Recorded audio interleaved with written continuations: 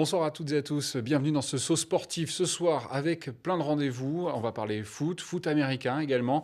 Et puis tout de suite avec nous, donc je vais vous présenter mes invités puisque nous avons avec nous Frédéric Salé de Sud-Ouest, Boris Ikovic des Lions de Bordeaux. Ça c'est pour la partie foot américain. Bonsoir. Et puis Anne-Laure Vivion, vous êtes aussi capitaine de l'équipe des Lions de Bordeaux. Allez, je pourrais dire les Lions parce que c'est effectivement... Capitaine, j'ai pris du grade. Mais oui, il faut. C'est le moment d'en profiter. Allez, tout de suite, avant de revoir nos invités, nous allons rebrosser rapidement l'actualité de ce week-end avec effectivement les Girondins de Bordeaux qui ont fait match nul à domicile face à Nice. C'était un 0-0. Dommage pour les Girondins qui ont laissé passer quelques points. Un point tout de même dans le classement avec une place inchangée, 8e toujours dans cette Ligue 1 avec Nice qui les talonne toujours à 36 points et puis le Paris Saint-Germain toujours 71 points. Ça fera peut-être plaisir à notre invité qui suit peut-être cette équipe. Prochain déplacement donc ce vendredi 2 mars à Monaco. Et puis le 10, ce sera la réception d'Angers. Pour parler de ce rendez-vous Bordeaux-Nice, je vous propose tout de suite de rejoindre Jade, notre blogueuse foot, qui revient donc sur cette rencontre très particulière. Ce dimanche, nous avons donc assisté à la confrontation entre l'équipe de Bordeaux et l'équipe de Nice, qui sont toutes les deux 8e et 9e au classement.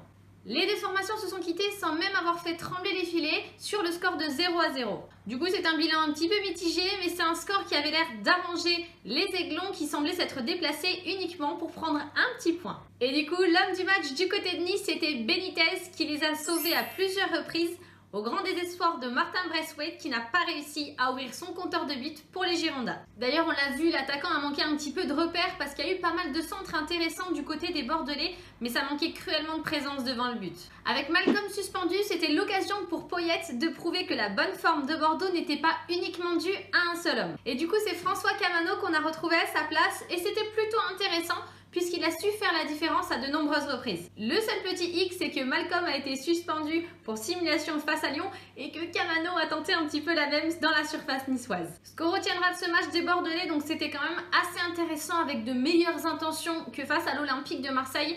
Malheureusement, en plus des quelques imprécisions dans le dernier geste, il y a eu également 2 transversales et 2 poteaux qui nous auront donc coûté 2 points sur ce match. En tout cas, la construction était meilleure, le bloc était plus solide, donc on espère que ça va continuer tel quel parce qu'il va falloir s'accrocher sachant que le prochain match, c'est contre Monaco. Merci beaucoup Jade, et bien on se retrouvera d'ailleurs pour un débriefing de ce Monaco-Bordeaux. Allez, tout de suite on rejoint notre premier invité, Frédéric Salé, journaliste à Sud-Ouest, qui cette semaine nous brosse un aspect particulier du foot amateur, notamment la violence qui prend toujours une part importante, même si on parle toujours d'épiphénomènes, mais dans le football, c'est un fait marquant que vous déroulez toute cette semaine dans les pages de Sud-Ouest. C'est une enquête effectivement un peu inédite qu'on a voulu préparer parce qu'on revient souvent, ou en tout cas régulièrement dans l'actualité, sur des matchs qui tournent mal, sur des comportements inadmissibles envers des arbitres. Et donc on le voit dans le foot pro, mais on le voit aussi chaque week-end dans le foot amateur. Et donc l'idée était d'aller au-delà du phénomène ponctuel et de dire mais que montrent les chiffres finalement sur le long terme? Est-ce que c'est une réalité forte? Est-ce qu'elle concerne beaucoup de matchs? Ou est-ce qu'on ne voit que ce qui ne va pas? Et pour cela, on a pu exploiter des données de la Ligue Aquitaine de football, qui est devenue Ligue de football de Nouvelle-Aquitaine maintenant, mais on a sur une année un observatoire des comportements. Et après chaque match sont renseignés tous les incidents qui peuvent être des insultes, des menaces verbales et des menaces physiques, des coups, des blessures, et qui peuvent se dérouler pendant le match, mais aussi après le match, et même dans les tribunes, parce qu'il y a évidemment les joueurs, mais il y a aussi les spectateurs qui sont souvent en cause dans ces tensions qui peuvent apparaître. Donc on est parti de toutes ces données, de cet observatoire qui a été mis en place au niveau national par la Fédération française de football. On a pu exploiter une saison complète, donc 2016-2017, sur les 5 départements de l'ancienne région Aquitaine. Et de ces données, on tire chaque jour, pendant toute la semaine dans Sud-Ouest, un thème autour des arbitres, voilà, du foot féminin. Le foot féminin, effectivement. Les plus jeunes, les plus de 18 ans, dont on voit que c'est la catégorie aussi la plus concernée par ces incidents. Plus de violences physiques, plus l'âge augmente par rapport aux 13-14 ans, 15-16 ans. On voit que les incidents sont plus fréquents et un peu plus graves. Et malgré tout, rappeler un point, c'est que tous ces incidents ne concernent au final que environ 5% des matchs. Donc il y a quand même 95% des matchs chaque week-end qui se passent bien. Donc on est rassuré quand même parce voilà, qu'effectivement on peut se poser la question. Ne pas avoir un tableau trop noir. Si le terrain vert devient effectivement un ring, c'est plus très intéressant. Ça découragerait les familles, les accompagnateurs, et on sait aussi que dans la formation, pour les éducateurs des clubs, pour les accompagnants, c'est pas évident, c'est pas toujours facile de maîtriser ces tensions qu'il y a pendant un match, parce qu'il y a de la compétition, il y a forcément de l'engagement des joueurs, et la dérive peut, les limites en tout cas sont pas évidentes toujours. J'imagine que ça a été quand même un travail de longue haleine parce que ça a été fouillé. Est-ce que dans ce qui remonte de l'Observatoire, on a vraiment tous les incidents qui sont notés, ou est-ce qu'on se dit peut-être que certains sont mis sous le tapis pour éviter justement de brosser un tableau trop noir de l'exercice?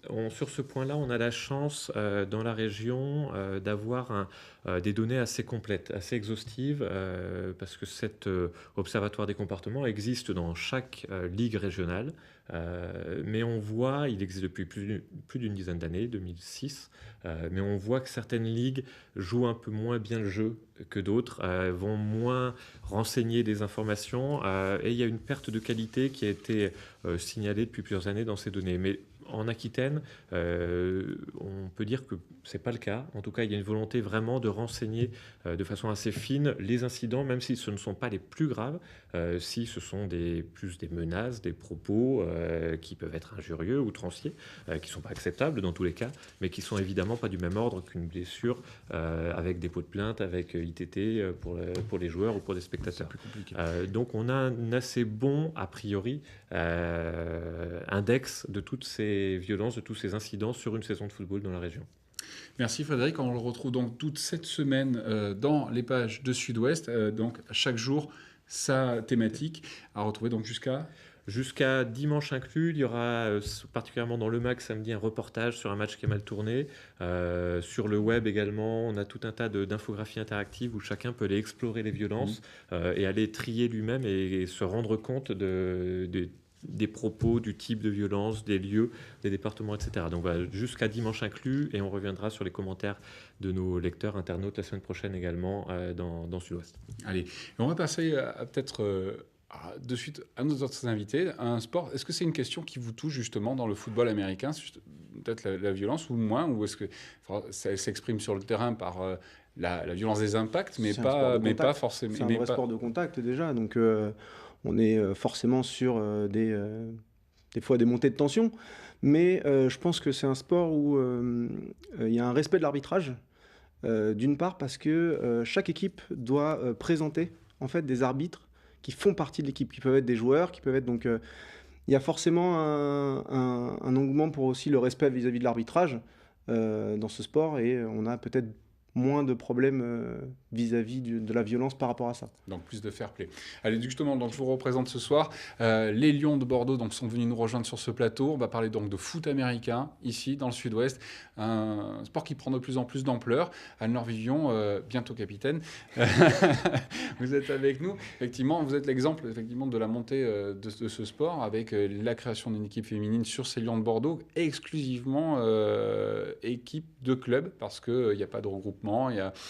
Comment vous êtes venu au foot américain, vous ? Eh ben, excellente question. En plus, moi, je venais de sports très individuels, du style danse, équitation, pendant des années. Donc, j'avais pas du tout de notion de sport d'équipe. Ni de contact. Puis, ni de contact, enfin, à part des chutes. Mais, j'ai un ami, Baptiste, dans mon travail, qui fait partie des seniors, qui m'a dit écoute, viens voir. Tu vas voir, ils sont très sympas. C'est l'occasion de rencontrer des gens qu'on ne voit pas ailleurs. Et en effet, donc, je me suis pointée sur le terrain, toute pas du tout habituée à ce genre de sport. Et franchement, énorme coup de foudre. Déjà, l'esprit d'équipe que je découvrais, il y a plein de gens qui le connaissent, mais voilà. L'ambiance aussi, le côté incroyable. Un peu, les cheerleaders américaines. C'est vrai que là, on se plonge dans le bain. C'est peut-être un peu moins à l'américaine qu'on peut l'imaginer, mais en tout cas, il y a au moins cet état d'esprit. L'état d'esprit, l'envie, l'engouement, parce qu'on est aussi un club, pour en avoir fait différents. Les Lions de Bordeaux, c'est un club vraiment familial, on se retrouve après les matchs, on se voit avant, on est tous bénévoles. Donc c'est une vraie association et on a une vraie vie d'association qui donne envie de continuer dans ce sport. En fait, on y croque et c'est fini, quoi. Alors Boris Ikovic, vous êtes donc joueur, Oui. mais aussi président de ce club Oui. Des Lions de Bordeaux Depuis peu. cette année. Et Ouais. un club donc, qui va fêter, un club qui est à Bacalan, à Bordeaux, et qui va fêter cette année ses 10 ans d'existence. 10 ans d'existence. Donc c'est relativement jeune. Et déjà, quand même, on monte. Il y a une visée, peut-être l'année prochaine, Là, oui, être en D2. Déjà, aller en play-off. Aller en play-off sans prendre un point, recevoir tous les play-offs, si on va jusqu'au bout, recevoir la finale donc nationale de Détroit, ce qui serait C'est un peu votre Super Bowl à vous. aussi, voilà, c'est un peu notre Super Bowl à nous. Exactement. Mais il n'y aura peut-être pas 113 millions de téléspectateurs. Mais Peut-être un peu moins, on en estime un peu moins, mais ça devrait s'y approcher. il faut Et voilà, c'est des objectifs qu'on se donne chaque année. Donc depuis la création, à chaque fois, les objectifs ont été tenus et même plus.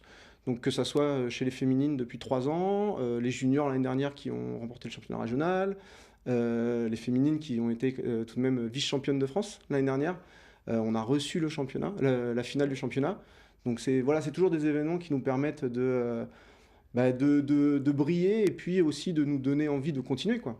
Donc c'est un sport quand même qui est assez, on va dire, confidentiel ici, dans le sud-ouest, même s'il existe, même si vous avez plus de 100 licenciés, même si en France c'est presque 23 000 licenciés, près de 225 clubs, beaucoup dans le nord, où il y a un plus fort engouement sur ce sport, peut-être moins dans le sud-ouest, mais c'est quand même...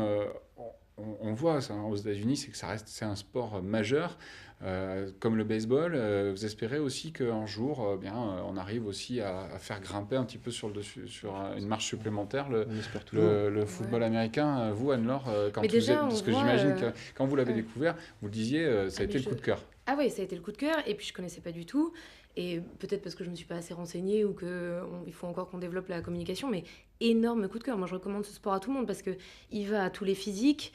Il est stratégique et en même temps il permet d'être physique, en effet oui, on se défoule, mais il y a aussi tous ces jeux de stratège et de combinaison qui font que c'est un sport qui est sans fin en termes de découverte, quoi.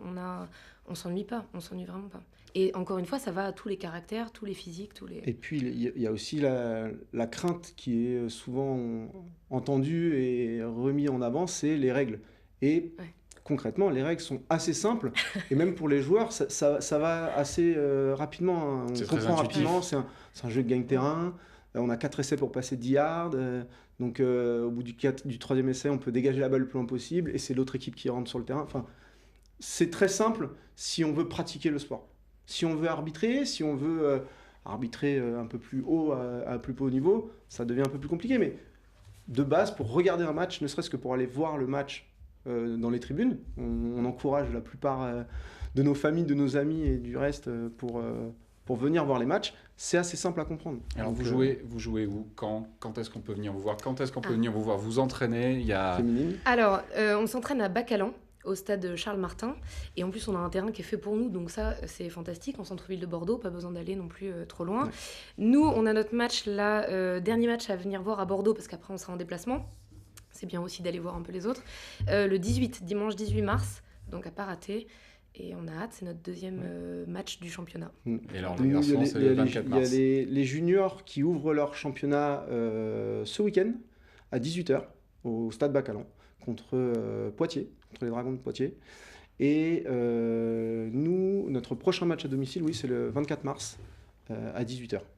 Et alors justement, vous êtes un club assez jeune par rapport aux autres clubs que l'on connaît aussi sur le département. Comment vous situez les autres clubs, puisque chacun joue un petit peu à un niveau différent. Il y a quand même des contacts entre les uns et les autres pour essayer de faire monter un peu la sauce et le sport. Oui, on a des contacts et on a même des matchs et de préparation. Des passerelles qu'on a fait. On a fait des plateaux de préparation avec des matchs sans contact ou pour éviter de blesser les joueurs avant la saison. Donc voilà, on a des villes de ce nom qui ne sont pas très, très loin. On a Pessac, les Kangourous qui, eux, jouent en Division 2 et qui, du coup, représentent aussi le football américain dans le sud-ouest. Hein. dans Eh la bien, région. Très proche du coup. on a vraiment hâte de venir vous voir. Bonne chance à vous pour le 18 mars et le 24 mars pour vous. Merci. Où on pourra Merci. venir vous encourager donc, au stade de Charles Martin à Bacalan, à Bordeaux. Et puis pourquoi pas donner des vocations. On se quitte sur ces quelques images de rallye, puisque c'était ce week-end la 5e édition du Bordeaux Aquitaine Classique, ouvert aussi aux voitures modernes et électriques. Près de 100 véhicules étaient au départ de ce rallye pour cette 5e édition. C'était sur les côtes de Castillon. Et puis je vous laisse regarder donc ces images en musique.